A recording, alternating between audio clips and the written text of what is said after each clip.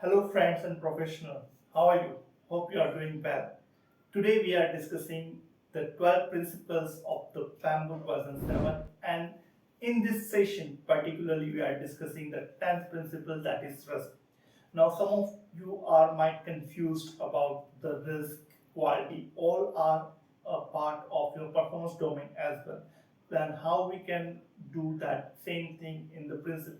So there are overlapping things, but the principles are intention that we should have that behavior things that inculcate in the value system or into the behavior of the project team.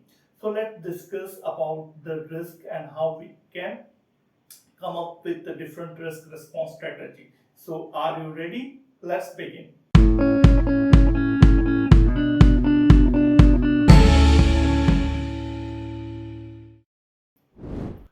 So what do you mean by the risk? So this particular slide we took from the PMBOK version 7 that indicating that what do you mean by the risk? Risk is related to the uncertainty of the thing. So that is something which is not in your control. That is something which is you don't have that clarity or certainty about that. That is a risk. Now that is some people get confused. They are considering risk always as a negative thing, but it is not like that. Fundamentally, as per the definition, it says that risk is related to the uncertainty. So uncertainty may be positive or negative. So if it's a positive, what we call it, it's an opportunity. If it's a negative, what we call it, it's a threat. Some of the example as mentioned over here, that if the resources are available earlier, that is a positive thing for your project, though it's uncertainty, but it's a positive. That's why it's called an opportunity. Some of the raw materials are available at cheaper cost because of the current economic dynamics, so that is a positive risk. Some of your tests pass in a first go, that is a positive news for you, that is an opportunity. And vice versa, negative things, some resources are not available, some of them are committed to join on time but they are delaying the joining, that is a risk, that is a negative risk that we call and threat. The expensive raw material prices are shoot up, like the crude oil price because of the Ukraine Russia war and all that things not in control, negative for your project, that we call threat. Now, how we going to understand the impact, or what we call a magnitude of the risk particular? That is a probability into impact. That totality is called a risk magnitude. So, suppose consider the probability of the raw material pricing overshoot would be 50%, and the impact because of that would be $100 for your project. Then probability into impact, that is $50 would be the risk magnitude for that particular risk. So that's how you can try to assess and manage the risk responses for your organization. Now, some other definition related to the risk, which is very much essential when you are defining your strategy to deal with risk. These are mentioned over here, like risk management, risk appetite, risk tolerance, and finally risk exposure. Let's discuss one by one. What do you mean by the risk management? The systematic application of principles, approaches, and processes to the task, identifying and assessing the risk, planning and implementing the risk responses, and communicating the risk management activities with the stakeholder. That combine activity, what we call a risk management.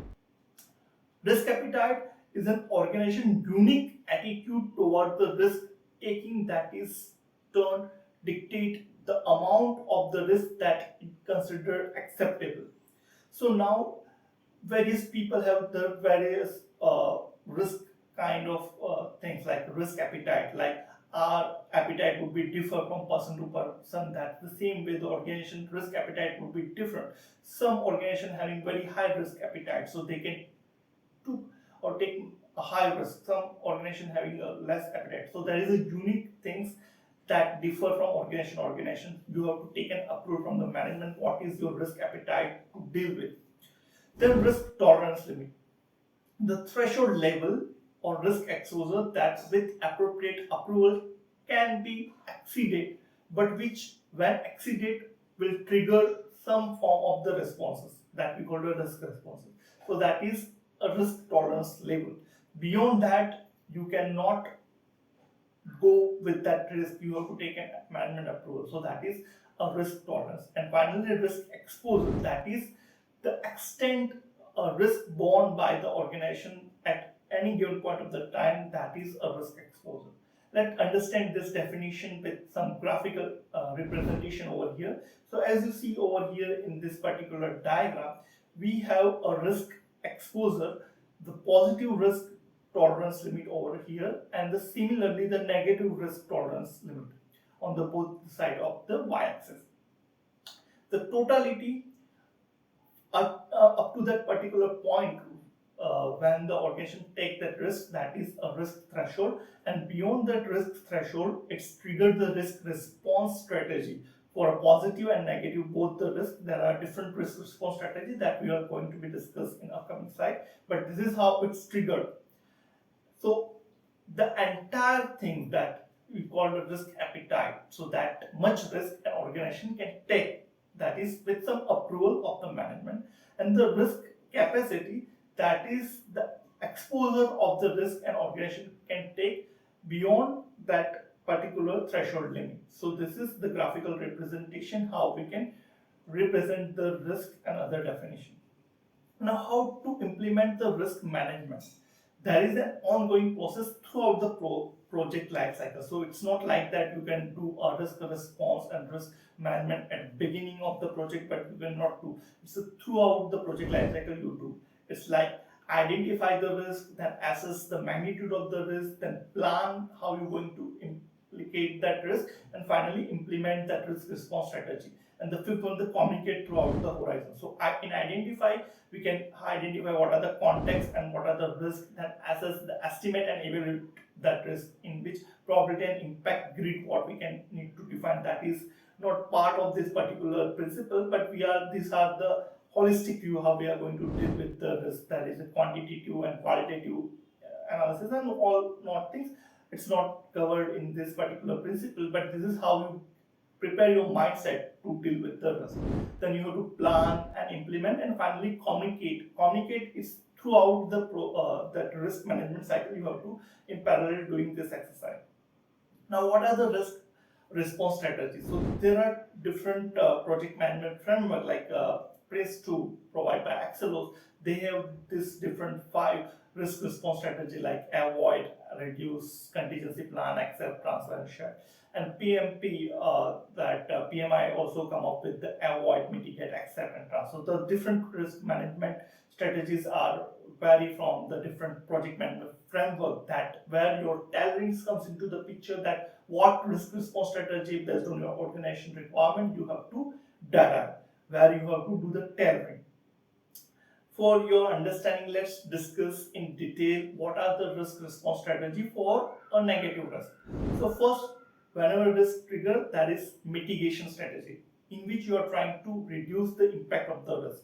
So consider the example of a civil project. You are doing a building construction for the organization. So mitigate. So there is a risk of earthquake. So how you can mitigate? You consider that particular risk, that this is the earthquake of seismic zone 6 and in the Richter scale, and accordingly you can design the building. So this is how you can try to mitigate. Second, you have to transfer the risk. So beyond certain things, you took insurance of that. If something goes wrong, then this the liability you are transferring to some other agency, the insurance company. And the second way to deal with this transfer, you have back-to-back contract signed with your subcontractor. So if whatever things are happen, you can transfer that risk to the subcontractor. Then finally, trying to avoid that risk. This is the strategy we can incorporate when there is a life of a person is in danger, like we are dealing with some nuclear things or some experiment with bioweapons and some kind of things where the human life is into the danger. We are scrap the entire project instead of going with that risk. So that is where avoid, when you drop the entire plan. That is a risk response strategy. That is the last stage. but that is something where you can deal with. And finally, you can uh, escalate that risk to the higher authority because it's not in your control. Then escalate to the higher authority, and finally accept that risk. Like, you design and you can implement all that, but beyond that there is some residual risk, like the probability of earthquake happen. So you accept that you cannot control that, you cannot define the strategy, because there is a cost benefit analysis also play a pivotal role in that. So in way of mitigating that risk, the cost of implementing that strategy is so high, so you cannot try to incorporate that strategy, but try simply accept that risk, but you have registered that into the risk register. Similarly, the positive risk response strategy, first you try to enhance, that is a possibility. Suppose there is a clause in your contract, if you complete your project beyond the timeline or before the timeline, then there is an incentive. So what you try to do, you are trying to enhance that particular way by which you can complete the project before the timeline, so you get that incentive. Then finally share that risk. So suppose you don't have that capability to execute the work order which is given to your organization, but you can share that opportunity with your competitors, so together you can able to achieve that milestone. So that is the sharing the risk response strategy. Then exploit, so you know that this is a gold mine, so you try to exploit this opportunity as much as possible. That is a positive risk response strategy.